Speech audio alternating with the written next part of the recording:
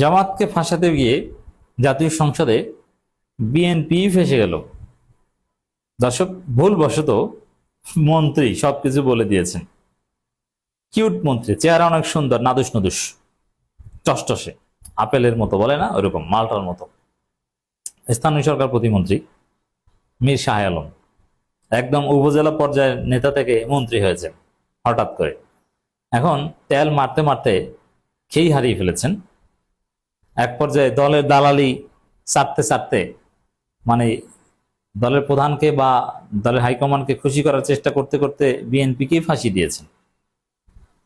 দর্শক, মীর শাহ আলম কিছু অঘটন ঘটিয়েছে। এতে তারেক রহমান, বিএনপি সবার দুর্নাম হচ্ছে। অনেকগুলো অঘটন ঘটিয়েছেন। জাতীয় সংসদে বক্তব্য দিয়েছেন। বক্তব্যে তিনি বলেছেন যে ডক্টর ইউনূস লন্ডনে যে তারেক রহমানের কাছ থেকে নির্বাচনের তারিখ নিয়ে এসেছেন।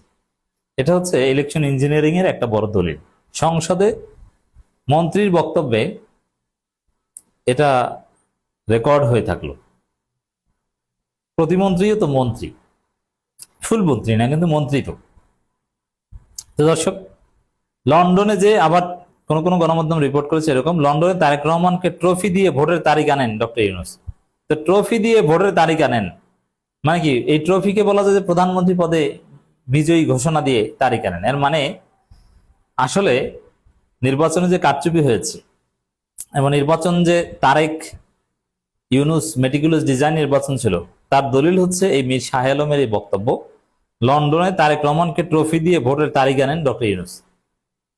তারেক রহমানকে ট্রফি দিয়ে তো ভোটের তারিখ আনার কথা না। ভোটের তারিখ নিরপেক্ষ সরকার নিরপেক্ষভাবে দিবেন, আর রাজনৈতিক দল সবার সাথে আলোচনা করবেন।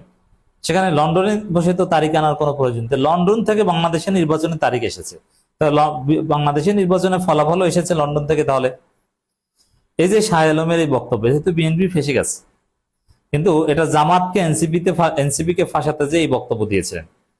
এরপরে তারেক রহমান নাকি ক্যাপ্টেইন, জুলাইয়ের ক্যাপ্টেইন। অনেকে মজা করে বলছেন যে জুম ক্যাপ্টেইন, অনেকে বলছেন online captain, WhatsApp captain, video captain. তো এই যে এখন তারেক রহমানকে জুম ক্যাপ্টেইন, অনলাইন ক্যাপ্টেইন বলছে, এই ট্রলের তারেক রহমানকে ট্রল যোগ্য করছেন কে? এই মীর শাহ আলমের মতো চাটুকাররা। মজা না? কেন আপনি এই ট্রল যোগ্য করছেন? কি প্রয়োজন ছিল এইসব কথাবার্তা বলে? আরে তারেক রহমান নিজেই তো এগুলো বিরোধিতা করেছেন আগেই। তিনি বিবিসির সাথে সাক্ষাৎকার অনেক আগেই বলেছেন যে না, আমি মাস্টারমাইন্ড টেস্টারমাইন্ড এগুলো কিছু না, মাস্টারমাইন্ড জনগণ। কিন্তু তাকে ক্যাপ্টেন বানায়, মাস্টারমাইন্ড বানায়, অমুক বানায়, তমুক বানায়। অথচ তিনি যে দেশেই ছিলেন না, যার ফলে মানুষ এখন তাকে জুম ক্যাপ্টেন বলছে এবং নানানভাবে তাকে তুচ্ছ-তাচ্ছিল্য করছে তারেক রহমানকে। এমন ভাবে জুলাই এবং তারেক রহমানকে নিয়ে চর্চা হচ্ছে মীর শাহ আলমের এই তেলমারা বক্তব্যের কারণে। তারেক রহমানের অবদান যতটুকু মানুষ মনে করতো ততটুকু এখন মনে করবে না। কারণ জুলাই আন্দোলনে তারেক রহমানের অবদান প্রমাণ করা খুব কঠিন, আপনি পারবেন না। বরং বিএনপি মহাসচিব স্পষ্ট করে বলেছিলেন যে না না না না না, আমরা এই কোটা সংস্কার আন্দোলনের সাথে সরাসরি জড়িত না, এবং সরকার পতন নিয়ে এই মুহূর্তে আমরা ভাবছি না। তো সেখানে এখন এই চর্চাগুলোকে আবার শুনতে মন চায়। ভালো লাগছে এখন যে Tarique Rahman zoom captain, online captain, video captain, Imo captain এগুলো বলছে। তো দর্শক, শুধু এটা না, রাষ্ট্রপতিকে জোর করে এই করাচ্ছেন সেই করাচ্ছেন, এইটা গর্বের সাথে বলছেন এই মন্ত্রী। এর মানে সামনে দেখবেন এতে তার বেকায়দায় পড়তে হবে। কি 10 বছর পর, 15 বছর পর হলেও যখন আইনের শাসন আসবে, তখন একজন রাষ্ট্রপতিকে এভাবে জোর করানোর অপরাধী বিএনপি অভিযুক্ত হবে। হ্যাঁ, রাষ্ট্রপতিকে ভালো না লাগলে বা আপত্তি থাকলে আপনি ইমপিচ করেন অথবা তাকে পদত্যাগ করতে বলেন, কিন্তু আপনি জোর করে করাবেন তার নীতি আদর্শ বিরুদ্ধে কাজ, এটা কিন্তু প্রতারণা। জোর করে এভাবে করানো যায় না। একজনের বক্তব্য আরেকজনের নামে লিখে চালিয়ে দেওয়া যায় না, এটা ভয়ানক অন্যায়। তো দর্শক, আবার এই মীর শাহ আলম খুশিতে গদগদ হয়ে বলছেন যে বিএনপিতে সব মুক্তিযোদ্ধা, একমাত্র মুক্তিযুদ্ধ ভিত্তিক দল বিএনপি। বিএনপির ঘরে 3টে ট্রফি আছে, 71-এর ট্রফি, 90-এর ট্রফি এবং 2024-এর ট্রফি। মানে এদেশে ভালো কারা? আমরা আর মামুরা। শুধু বিএনপি, বিএনপি আর তারেক জিয়া, তারাই মুক্তিযোদ্ধা, তারাই 90, তারাই 24, আর কেউ ভালো না। এই তো যে বিরোধী দল জামাতে কোনো মুক্তিযোদ্ধা নাই। অথচ বিরোধী দল জামাতে কোনো মুক্তিযুদ্ধ দেখাতে পারবেন না, এই কথা বলার পর স্পিকার নিজেই বলছেন যে গাজী নজরুল ইসলাম সাতক্ষীরার, তাকে রণাঙ্গনে আমি নিজে দেখেছি, তিনি মুক্তিযোদ্ধা। তারপর তো ভেবাচাকা খেয়ে গিয়েছেন। এর মানে জামাতকে ফাঁসাতে গিয়ে বিএনপি নিজেরাই ফেসে গেল।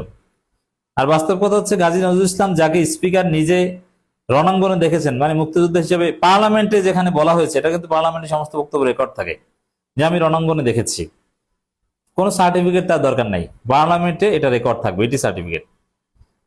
এই গাজী নজরুল ইসলাম জামাতের এমপি, তার কিন্তু সার্টিফিকেট নেই, মুক্তিযুদ্ধের সার্টিফিকেট নেই, এটা বাতিল করেছে মুক্তিযুদ্ধের সরকার গাজী নজরুল ইসলামের সার্টিফিকেট বাতিল করেছে।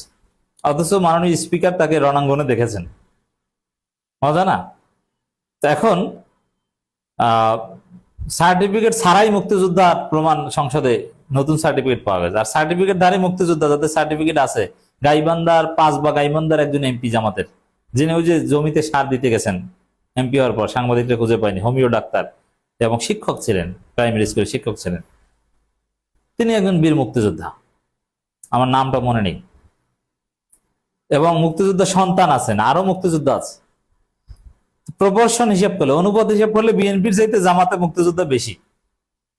জামাতের এমপিদের মধ্যে, বিএনপির এমপিদের মধ্যে কত পার্সেন্ট মুক্তিযোদ্ধা, আর জামাতের এমপিদের মধ্যে কত পার্সেন্ট মুক্তিযোদ্ধা, খুঁজলে দেখবেন যে জামাতের পার্সেন্টেজ বেশি হবে। আর কতজন রাজাকার সন্তান, এই হিসাব করলে, রাজাকার বলতে স্বাধীনতা বিরোধী ছিল, এই হিসাব করলে বিএনপিতে রাজাকার সন্তান বেশি, জামাতে কম। যেমন জামাতে রাজাকার পুত্র মূলত এখানে দুইজন। এই রাজাকার বলতে আওয়ামী লীগ যাদেরকে রাজাকার বলতো তাদের কথা বলছে, যেমন মৌলানা সাইদির পুত্র এবং মীর কাশেম আলীর পুত্র, এই দুইজন ছাড়া তিনজন, মৌলানা নিজামীর পুত্র। আর বিএনপিতে দেখেন হুম্মাম কাদের চৌধুরী, সালাউদ্দিন কাদের চৌধুরীর ছেলে, আমির খসরু মাহমুদ চৌধুরী, মির্জা ফখরুল ইসলাম আলমগীর, আরো অনেক পাবেন যারা রাজাকার পুত্র। অতএব এই জায়গায় তো বিএনপি আরো এগিয়ে। জামাতে তো মুক্তিযোদ্ধার হারও হয়তো এখন বিএনপির চাইতে বেশি, আবার বিএনপিতে রাজাকার পুত্র, রাজাকারের বংশধরের হার আরো বেশি। তো বিএনপিকে ফাঁসাতে গেছেন, কেমন লাগে এখন?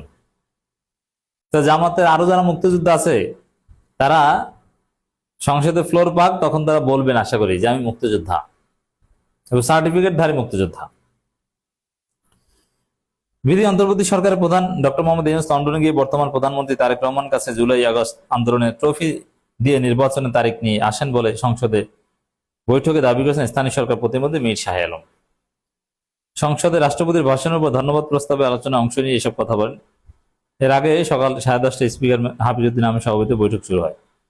এখানে একটা বিষয় স্পষ্ট যে একটা পাতানো নির্বাচনের মাধ্যমে তারেক রহমান জিতেছে, যেই খেলা পাতানো হয়েছে লন্ডনে বসে, এটার এক প্রকার স্বীকারোক্তি আমরা পেলাম।